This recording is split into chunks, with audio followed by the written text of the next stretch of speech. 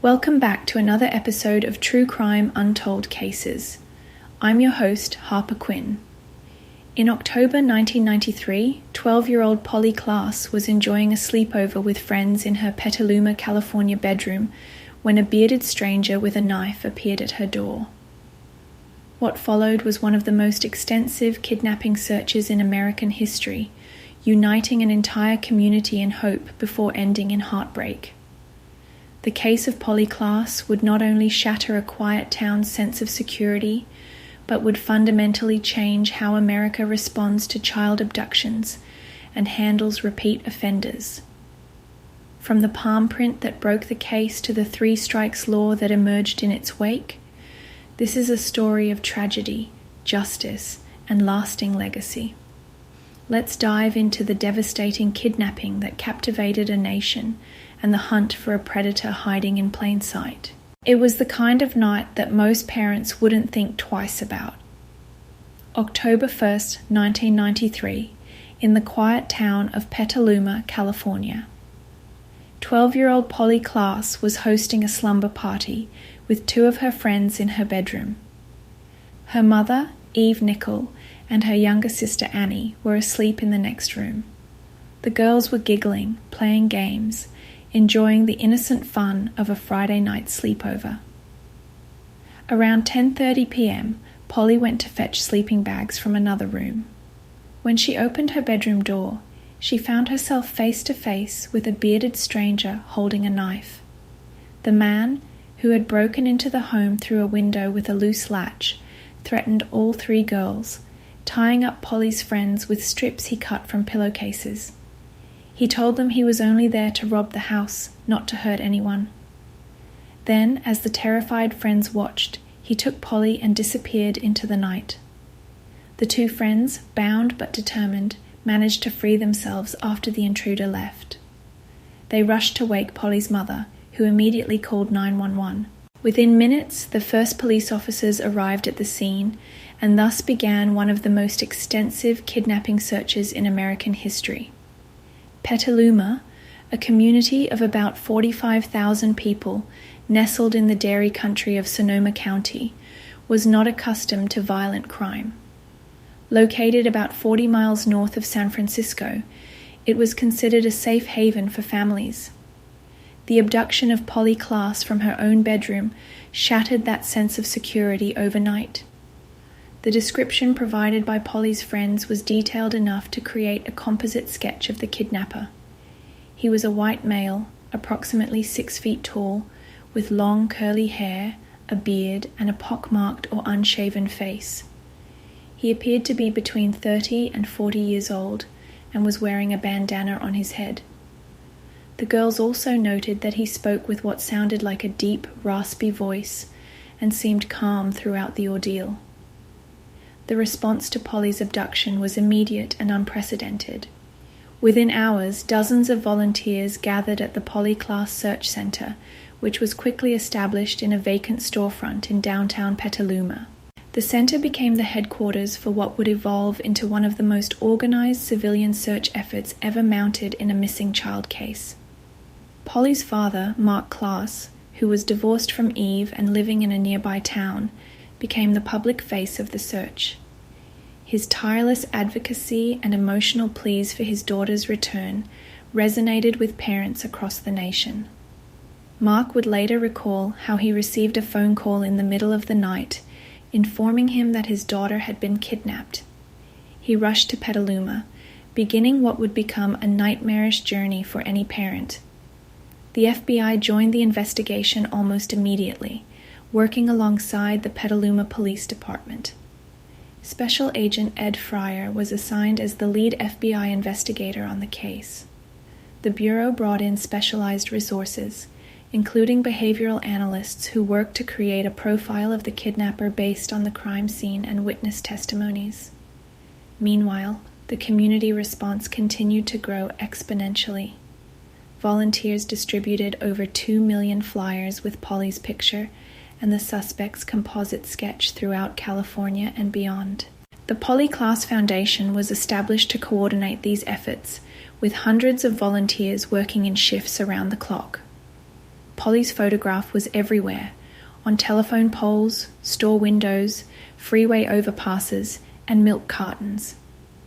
Her smiling face, with her distinctive bangs and bright eyes, became one of the most recognized images in America during the fall of 1993. People who had never met Polly felt as if they knew her, and the search for the missing girl united the community in an extraordinary way. The media coverage was extensive and relentless. Local news stations provided daily updates on the search, and national programs like America's Most Wanted featured Polly's case prominently. The technology of the time was also put to innovative use. This was one of the first major missing persons cases where the internet played a significant role. The newly emerging World Wide Web was used to distribute Polly's image and information about the case globally. Winona Ryder, the actress who had grown up in Petaluma, offered a $200,000 reward for information leading to Polly's safe return. Other celebrities joined in supporting the search efforts, helping to keep the case in the national spotlight. As days turned into weeks, investigators followed up on thousands of leads.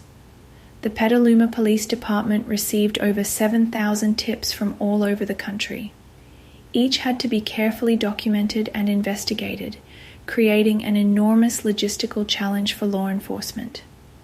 While the search continued, a seemingly unrelated incident occurred on the night of September 30th, 1993, just one day before Polly's abduction. Dana Jaffe, a resident of rural Sonoma County, called the sheriff's department to report a trespasser on her property. When deputies arrived, they found a car stuck in a ditch on her land. The driver, a disheveled man, explained that he had gotten lost and accidentally driven onto the property.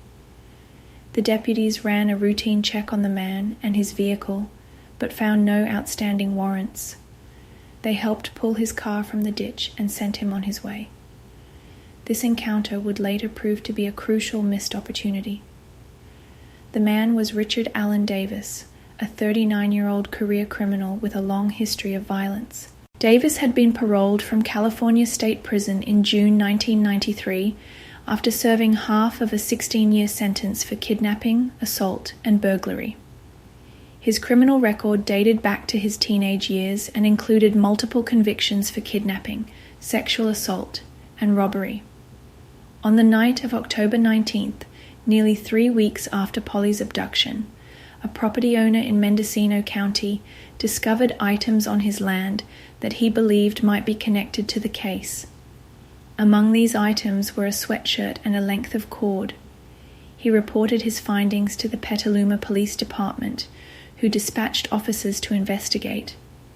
Though these items would eventually prove to be unrelated to Polly's kidnapping, they demonstrated the public's continued vigilance and commitment to finding her. As Halloween approached, parents in Petaluma and surrounding communities were understandably anxious. Many families altered their traditions that year, with parents accompanying even older children door to door or opting for supervised parties instead of trick-or-treating. Polly's absence was felt acutely during what should have been a fun holiday for children. By early November, the investigation had followed countless leads, but seemed no closer to finding Polly or her abductor. Then, on November 28, 1993, almost 2 months after the kidnapping, came the breakthrough that investigators had been hoping for, though it would lead to the outcome they had been dreading. The Sonoma County Sheriff's Department was reviewing reports from the weeks before and after Polly's abduction, looking for any incidents that might be connected. A detective came across the report of the trespasser on Dana Jaffe's property from September 30th. The timing and location, just a day before Polly's kidnapping and not far from Petaluma, caught the detective's attention. When investigators retrieved the palm print that had been taken from Richard Allen Davis during that encounter and compared it to prints found in Polly's bedroom, they found a match. Davis's palm print was on the wall of Polly's bedroom, exactly where the girls had described the kidnapper leaning as he threatened them with a knife. With this evidence in hand, law enforcement launched a massive manhunt for Davis. His criminal history made him an even more alarming suspect. This was a man with multiple convictions for violent crimes, including previous kidnappings. On November 30th, 1993, California Highway Patrol officers spotted Davis at a roadside rest area near Ukiah, about 60 miles north of Petaluma. He was taken into custody without incident. During initial questioning, Davis denied any involvement in Polly's disappearance, but the evidence against him was mounting. As investigators continued to interrogate Davis, the grim reality began to emerge. On December 4th, 1993, after hours of questioning, Davis finally confessed to kidnapping and murdering Polly Klaas. He led investigators to a shallow grave off a rural road near Cloverdale, about 30 miles north of Petaluma. There, on a cold December day, authorities recovered the body of Polly Klaas, ending the 2-month search that had captivated and united an entire nation. The autopsy revealed that Polly had been sexually assaulted and strangled, likely on the same night she was abducted. According to Davis's confession, he had been under the influence of alcohol and drugs when he randomly selected the Klaas home, cutting the screen of an open window to gain entry. After kidnapping Polly, he drove her to a remote location where he committed the horrific crime. The news of Polly's death devastated the community that had worked so tirelessly to find her. The search center in downtown Petaluma, which had been a hub of hope and determination for 2 months, became a memorial site. Flowers, teddy bears, and handwritten notes covered the storefront windows and spilled onto the sidewalk. Candlelight vigils were held throughout the city as residents struggled to process their grief and anger. For Mark Klaas, the confirmation of his daughter's death was the realization of his worst nightmare. In the days following the discovery of Polly's body, he spoke to reporters with raw emotion, vowing to channel his grief into action. "Polly can't come back," he said, "but maybe we can save other children." The case against Richard Allen Davis moved forward as prosecutors prepared for what would be a high-profile murder trial. Davis was charged with first-degree murder with special circumstances, including kidnapping, burglary, robbery, and an attempted lewd act upon a child under the age of 14. These special circumstances made him eligible for the death penalty under California law. As more details about Davis's background emerged, public outrage grew. His criminal history included multiple violent offenses dating back to 1967. He had been in and out of prison for decades, often receiving parole despite recommendations against his release. Many questioned how a man with such a violent history could have been free to commit such a heinous crime. In the months that followed, Polly's case became a catalyst for significant changes in California's criminal justice system. Mark Klaas became a vocal advocate for tougher sentencing laws for repeat offenders. His advocacy, along with the public sentiment stirred by Polly's murder, contributed to the passage of California's 3 strikes and you're out law in 1994, which mandated life sentences for criminals convicted of 3 serious or violent felonies. The preliminary hearing for Davis began in May 1994, with the prosecution presenting evidence that included the palm print from Polly's bedroom, fiber evidence linking Davis to the crime scene, and his own confession. The defense argued that Davis's confession was coerced and that he was under the influence of drugs and alcohol at the time of the crime, potentially affecting his mental state. Due to extensive pretrial publicity in Sonoma County, the judge granted a change of venue motion, and the trial was moved to Santa Clara County. The trial itself did not begin until July 1995, nearly 2 years after Polly's abduction. The trial of Richard Allen Davis was a painful ordeal for the Klaas family and the entire community of Petaluma.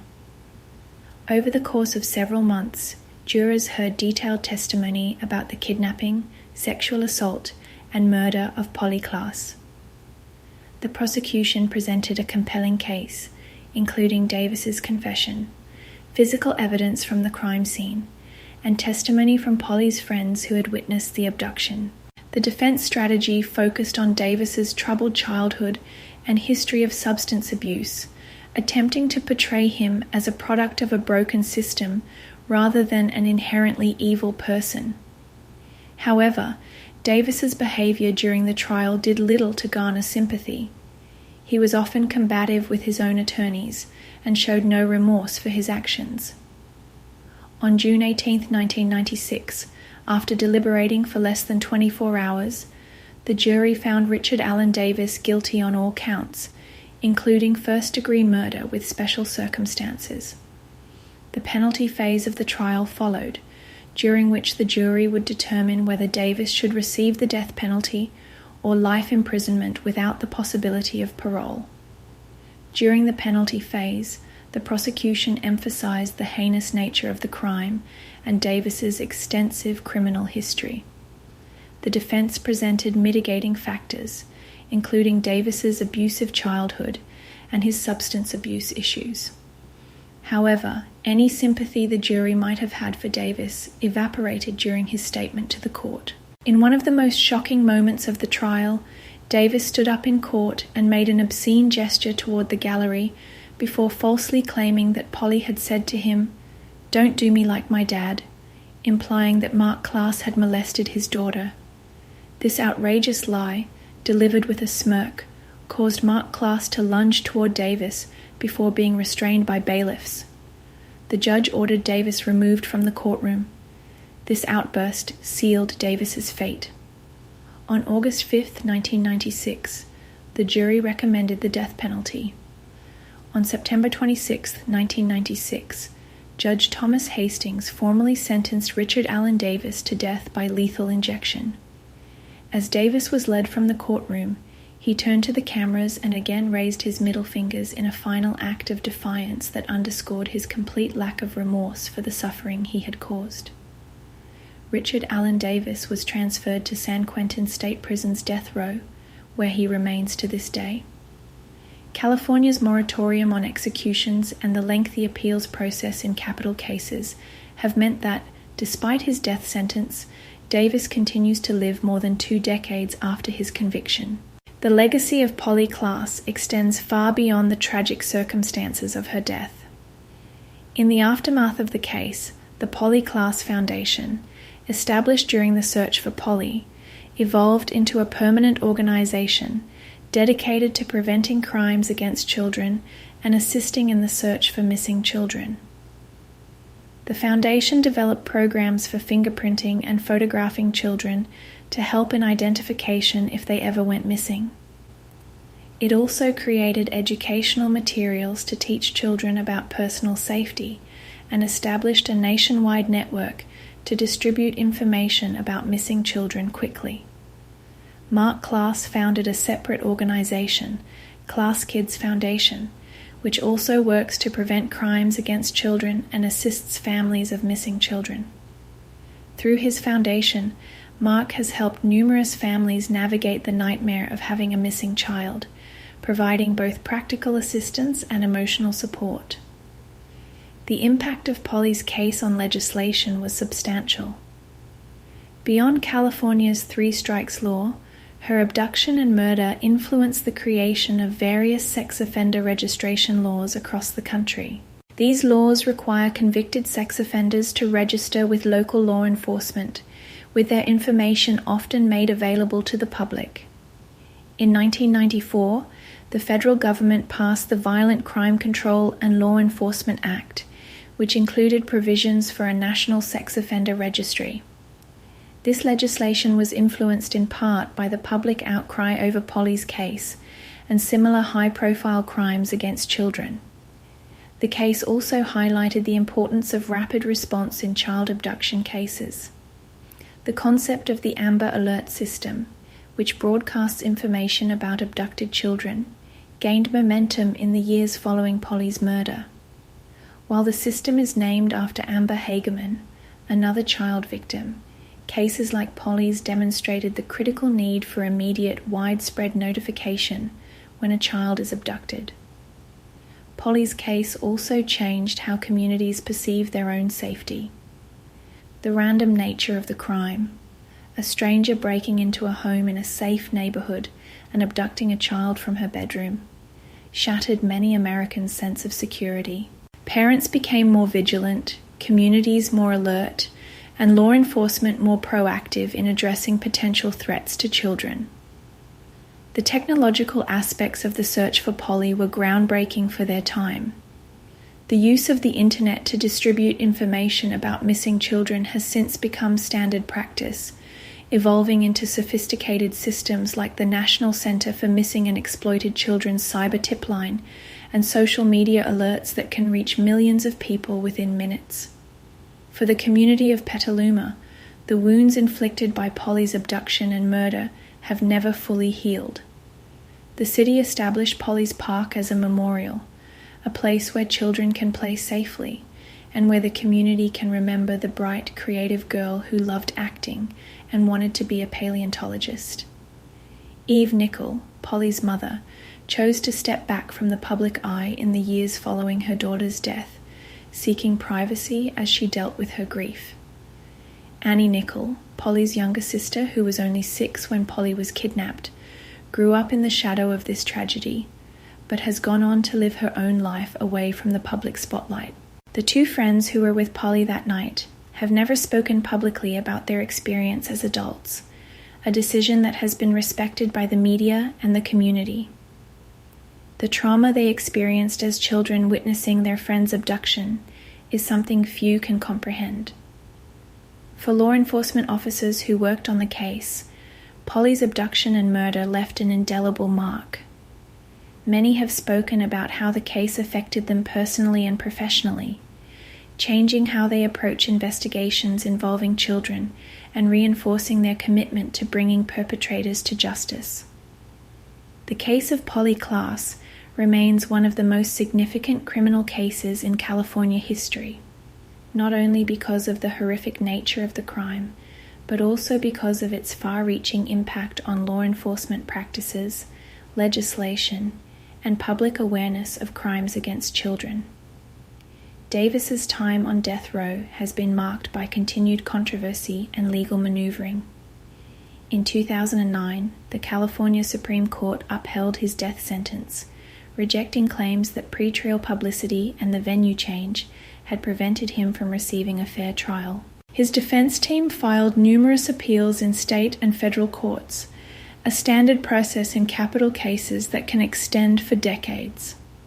Throughout these proceedings, Davis has shown no signs of remorse for his actions, maintaining the same defiant attitude he displayed during his trial. The case continues to raise questions about California's criminal justice system, particularly regarding parole decisions for violent offenders. At the time of Polly's murder, Davis had been free for only 3 months after serving half of a 16-year sentence for his previous crimes. Records revealed that prison officials had classified Davis as a high-risk offender and had opposed his parole. Despite these warnings, he was released in June 1993, just months before he killed Polly. This aspect of the case became a focal point for reform advocates. Mike Reynolds, whose daughter had been murdered by a repeat offender in 1992, had already been pushing for stricter sentencing laws in California. The Polly Klaas case provided the momentum needed to turn his proposal into reality. The 3 Strikes initiative qualified for the ballot and was overwhelmingly approved by California voters in November 1994, with 72% voting in favor. The law mandated a sentence of 25 years to life for offenders convicted of a 3rd felony if their previous convictions were for serious or violent crimes. Had this law been in effect earlier, Davis would have been serving a life sentence for his previous offenses, rather than being free to abduct Polly Klaas. However, the 3 Strikes law has been controversial since its inception. Critics argue that it has led to prison overcrowding and disproportionately harsh sentences for some non-violent offenders. In 2012, California voters approved Proposition 36, which modified the law to require that the third strike be a serious or violent felony, addressing some of these concerns while maintaining enhanced sentences for dangerous repeat offenders. The Klaas family has had varied responses to this legislative legacy. Mark Klaas initially supported the three strikes law, but later expressed concerns about its application to non-violent offenders. He has maintained that the law should focus on keeping violent predators like Davis behind bars, not on incarcerating drug offenders or petty thieves for extended periods. For Mark Klaas, the years following Polly's murder have been dedicated to preventing similar tragedies. Through the Klaas Kids Foundation, he has worked tirelessly to promote child safety and assist in searches for missing children.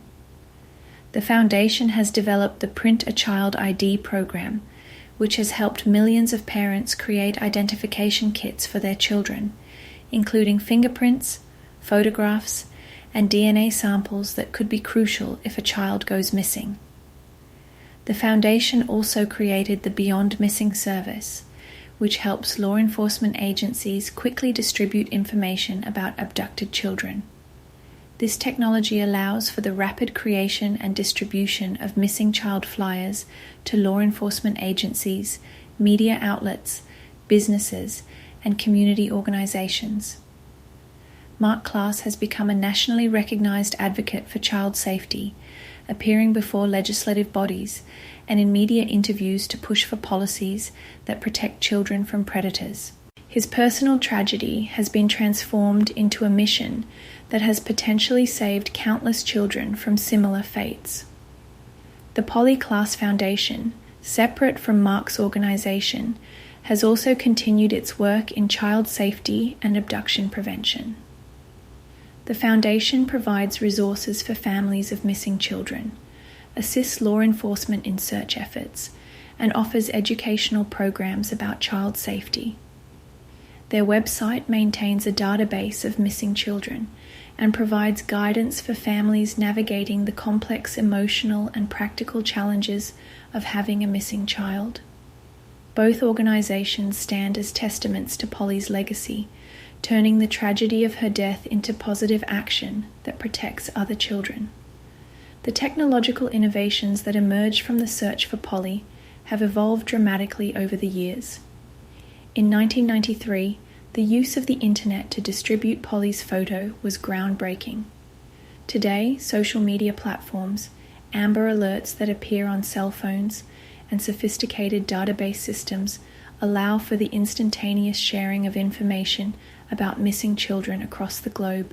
The National Center for Missing and Exploited Children, NCMEC, which worked closely with the Polly Klaas search effort, has developed increasingly sophisticated tools for finding missing children and identifying predators.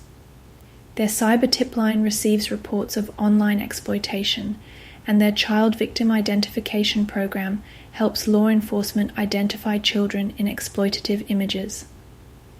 The Amber Alert system, implemented nationally in 2002, has become one of the most visible legacies of cases like Polly's.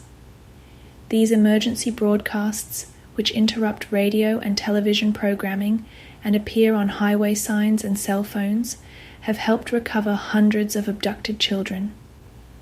The system is named for Amber Hagerman, a 9-year-old girl abducted and murdered in Texas in 1996, but its creation was influenced by several high-profile cases, including Polly's. Law enforcement practices have also evolved significantly since 1993. The response to child abductions is now more coordinated and rapid, with protocols in place for immediate action. The FBI's Child Abduction Rapid Deployment, CARD teams, created in 2005, can be dispatched within hours to assist local law enforcement in the critical early stages of an abduction investigation. The case highlighted the importance of preserving and properly analyzing crime scene evidence. The palm print that ultimately led investigators to Davis might have been overlooked in a less thorough investigation. Today, law enforcement agencies have more sophisticated tools for collecting and analyzing forensic evidence, including advanced DNA technology that wasn't available in 1993. The psychological impact of Polly's case on the community of Petaluma and beyond cannot be overstated. Parents who had never worried about their children playing outside or sleeping in their own bedrooms suddenly found themselves installing security systems and checking locks multiple times each night. The random nature of the crime — Davis had no connection to the Klaas family and selected their home by chance — made it all the more terrifying. Child psychologists noted an increase in anxiety among children in the months following Polly's abduction and murder. Many children, particularly those around Polly's age, experienced nightmares, fear of being alone, and heightened anxiety about strangers. Schools in Petaluma and surrounding communities brought in counselors to help students process their feelings about the tragedy. For the two friends who were with Polly that night, the trauma was profound. While their identities have been protected, and they have not spoken publicly about their experiences as adults, court records indicate that both girls received therapy following the incident. They were key witnesses at Davis's trial, recounting the terrifying moments when he entered the bedroom and took Polly away. The impact on law enforcement personnel who worked the case was also significant. Many officers involved in the search for Polly and the subsequent investigation have spoken about the emotional toll it took on them. Mike Meese, one of the detectives who worked the case, later said, "There are certain cases that stay with you forever, and this is one of them. When you're dealing with a child victim, it affects you on a different level." Ed Fryer, the FBI agent who led the federal investigation, has described the case as one of the most challenging and emotionally difficult of his career. The discovery of Polly's body was particularly devastating for the investigators who had worked tirelessly for 2 months, hoping to find her alive. The media coverage of Polly's case set new standards for how missing children cases are reported. Before Polly's abduction, many missing children received little attention beyond local news. The national and international coverage of her case demonstrated the power of media to assist in searches and investigations. However, the case also raised questions about the impact of intense media scrutiny on criminal investigations and trials. The defense's successful motion for a change of venue highlighted concerns about whether defendants in high-profile cases can receive fair trials in communities saturated with media coverage. In the years since Polly's murder, media ethics regarding the coverage of crimes against children have evolved. Many news organizations have developed more thoughtful approaches to reporting on such cases, balancing the public's right to know with sensitivity to the victims and their families. The physical reminders of Polly's life and legacy remain visible in Petaluma and beyond. Polly's Park, located near downtown Petaluma, features a bronze statue of a young girl reading a book, surrounded by butterflies, a tribute to Polly's love of reading and her bright spirit. The park provides a place for reflection and remembrance, as well as a safe space for children to play. At Polly's school, Petaluma Junior High, now Kenilworth Junior High, a garden was planted in her memory. The school also established a drama scholarship in her name, honoring her passion for acting. Polly had been cast as the lead in her school's production of The Wizard of Oz just before her abduction, a role she never had the chance to play. The Polly Klaas Performing Arts Center in Petaluma was named in her honor, recognizing her love of theater and ensuring that her name is associated with creativity and joy rather than just tragedy. The center provides arts education and performance opportunities for young people in the community. On the 20th anniversary of Polly's abduction in 2013, the community of Petaluma held a memorial service that was attended by hundreds of residents, including many who had participated in the search for Polly 2 decades earlier.